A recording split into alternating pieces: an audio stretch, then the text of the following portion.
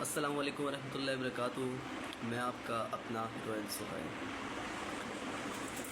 تو آج مجھے بہت مجبور ہو کے ویڈیو بنانی پڑ رہی ہے، بہت دکھ کے ساتھ، کہ کچھ لڑکے آئے تھے میرے پاس کچھ دن پہلے، تو بیچارے بہت پریشان تھے اور بالکل حد ہو چکی تھی، مطلب کہ ختم ہو چکے تھے، ان کے پاس اب کچھ نہیں بچا تھا۔ میں ان سے پوچھا کہ آپ کیوں اداس ہوئے ہیں، کیوں پریشان ہوئے ہیں؟ انہوں نے یہ بتایا کہ میں نے ایک بندہ کہتا ہے اس نے ماسٹر کیا ہوا ہے، ٹھیک ہے، ایک بندہ کہتا ہے اس نے بی اے کیا ہوا ہے، ایک بندہ کہتا ہے میں نے گریجویشن بلکہ فلانی فیلڈ میں نے کیا ہوا ہے۔ تو سر ہم جہاں جاتے ہیں ہم انٹرویو دیتے ہیں، کچھ لوگ پیسے بھی لے لیتے ہیں، پھر جابس نہیں ملتی، مسئلے مسائل ہیں بہت یہاں پہ۔ تو جہاں اگر جاب کے لیے اپلائی کرنے جائیں، پہلے وہ کہتے ہیں کہ اتنے آپ کے پیسے لگیں گے، یہ ہوگا وہ ہوگا، ایک چپڑاسی سے لے کے ایک بڑے لیول تک، ایک مینیجر لیول تک ڈیمانڈس کرتے ہیں پیسوں کی، کہتے ہیں آپ اتنے پیسے دیں گے، آپ کو پھر سیٹ پہ بٹھائیں گے، یہ ہوگا فلانا ہوگا۔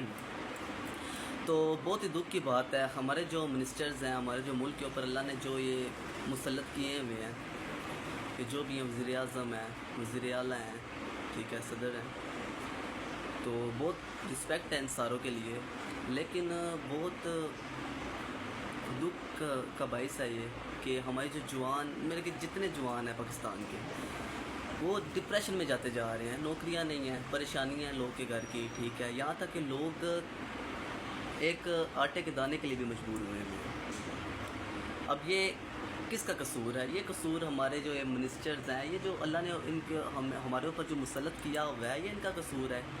کیا یہ ان کو نہیں چاہیے یہ نظر کریں پورے ملک کے اوپر، جوان جو جتنے بھی بے روزگار گھوم رہے ہیں، پریشانیوں میں ہیں، لوگ خوشیاں کر رہے ہیں؟ بلز دیکھ لیں، بلز کی انتہا ہوئی ہے، گیس کے بلز دیکھ لیں، بجلی کے بلز دیکھ لیں، وہ کہتے ہیں بجلی آتی نہیں اور بل آسمان کو چھو رہے ہیں۔